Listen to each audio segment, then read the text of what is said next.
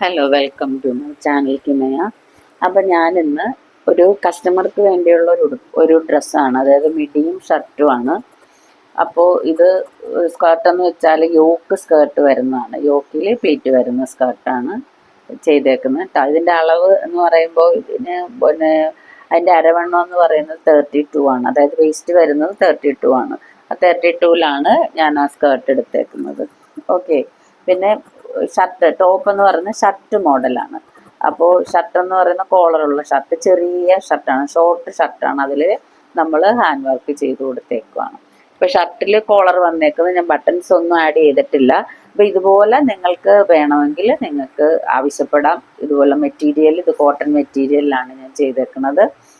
ഇതിൽ സൂര്യകാന്തി പൂക്കളാണ് എംബ്രോയ്ഡറി ചെയ്തേക്കുന്നത്. ഇതിൽ ഞാൻ ചെയ്തേക്കണം. അപ്പോൾ നിങ്ങൾക്ക് ആവശ്യമുണ്ടെങ്കിൽ നിങ്ങൾ അറിയിക്കുക. തുണികളും ഇവിടെ ഈ കളറല്ല, വേറെ ഏത് കളർ വേണമെങ്കിലും കുറച്ച് തുണികൾ, നമുക്ക് കളർ വ്യത്യാസമുള്ള തുണികൾ ഇരിപ്പുണ്ട്. നിങ്ങൾക്ക് ആവശ്യമുണ്ടെങ്കിൽ അറിയിക്കുക. മെറ്റീരിയൽ ഇവിടെ തന്നെ ഉണ്ട്. ഇതുപോലെ വർക്ക് ചെയ്യണമെങ്കിൽ ഇത് കോട്ടണാണ്, നല്ല കോട്ടണാണ്. അപ്പോൾ നമുക്ക് ചൂടുകാലത്ത് ഉപയോഗിക്കാം, തണുപ്പ് കാലത്ത് ഉപയോഗിക്കാം. ലൈനിങ് ഇട്ട് കഴിഞ്ഞാൽ നല്ല കട്ടിയുള്ള ടൈപ്പാണ്. ഇതിൻ്റെ വർക്കും നല്ലതാണ്. അപ്പോൾ ആവശ്യപ്പെട്ട അനുസരിച്ചാണ് ഞാനിത് ചെയ്തേക്കുന്നത്. അപ്പോൾ നമുക്കിനി ഇത് പോക്കറ്റുള്ള, രണ്ട് സൈഡിലും ഇതിന് പോക്കറ്റുള്ളതാണ്. ഓക്കെ. ആ പോക്കറ്റിൽ ഒരു സൈഡിൽ മാത്രമേ ഞാൻ എംബ്രോയ്ഡറി വർക്ക് ആഡ് ചെയ്തിട്ടുള്ളൂ. പിന്നെ ഷർട്ടിൻ്റെ ഒരു സൈഡിൽ പോക്കറ്റ് വെക്കണമെന്ന് ചോദിച്ചപ്പോൾ അവർക്ക് പോക്കറ്റ് വേണ്ട. അപ്പോൾ അങ്ങനെയാണ് ചെയ്തേക്കുന്നത്. ഓക്കെ. അടുത്തതും ഒരു കസ്റ്റമറിൻ്റെയാണ്, ഒരു കൊച്ചു കുട്ടിയുടേതാണ്. ഇത് ഞാൻ നെറ്റ് തുണി എടുത്തിട്ട് ആ നെറ്റിൻ്റെ ആ പീസ് കൊണ്ട് നമുക്ക് ഷോൾ, അതായത് സ്കേർട്ടും പിന്നെ ഷോളും ടോപ്പുമാണ്.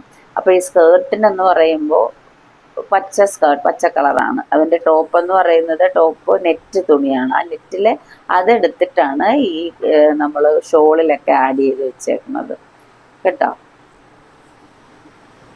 ആ നെറ്റ് എടുത്തിട്ടാണ് നമ്മൾ ഷോൾ ആഡ് ചെയ്തേക്കുന്നത്.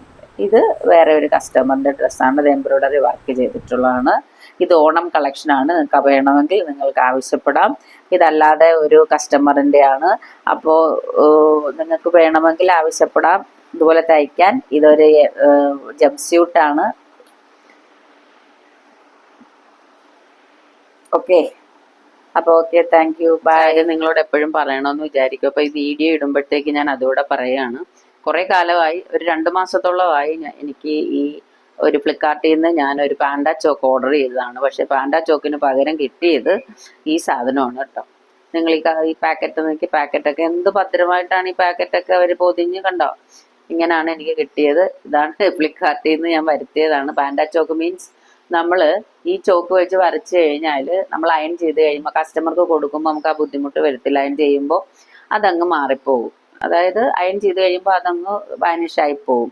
അതാണ് പാൻഡ ചോക്കിൻ്റെ ഗുണം. അപ്പം ഞാനിങ്ങനെ ഫ്ലിപ്കാർട്ടിൽ ഇന്ന് നോക്കിയപ്പോൾ അത് കണ്ടപ്പോൾ ഞാനിന്ന് ഓർഡർ ചെയ്തതാണ്. അപ്പം കുട്ടികൾ ക്ലാസ്സിൽ പിള്ളേർ വന്നിട്ടാണ് ഈ പാൻഡ ചോക്കിൻ്റെ, കൂടുതൽ എനിക്കറിയില്ലായിരുന്നു, കുട്ടികൾ വന്ന് പറഞ്ഞാണ് ഞാൻ ഈ പാൻഡ ചോക്കിനെ കുറിച്ച് അറിയുന്നത് തന്നെ.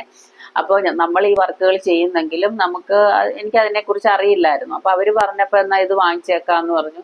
അങ്ങനെ ബ്രോഡ്വേ പോകാതെ തന്നെ നമ്മൾ ഓൺലൈൻ ആകുമ്പോൾ പെട്ടെന്ന് കിട്ടുമല്ലോ, അല്ലെങ്കിൽ ഇനി അവർ പോകുമ്പോൾ വാങ്ങിച്ചു തരാമെന്നൊക്കെ പറഞ്ഞിട്ട് ഞാനത് കാര്യമാക്കാതെ നമുക്ക് പെട്ടെന്ന് ഓർഡർ ചെയ്തതാണ്. ഓർഡർ ചെയ്തപ്പോൾ എനിക്ക് കിട്ടിയത് ഇതാണ് കണ്ടോ. ഞാൻ ഓർഡർ ചെയ്തപ്പോൾ വന്ന സാധനം ഈ സാധനമാണ്. ഈ കവറിൻ്റെ അകത്ത് ഭദ്രമായിട്ട് വന്ന സാധനം ഇതാണ് കണ്ടോ. അപ്പം ഞാൻ പാൻഡ ചോക്ക് ഒരു ഡ്രസ്സ്, ഒരു പട്ടിൻ്റെ ഒരു ബ്ലൗസ് വന്നപ്പോഴേക്കും അത് ചെയ്യാമല്ലോ എന്ന് കരുതി എടുത്തപ്പോഴേക്കും കിട്ടിയത് ഈ സാധനമാണ്. അതുവരെ ഞാൻ 2 ദിവസം പൊട്ടിച്ചില്ലായിരുന്നു.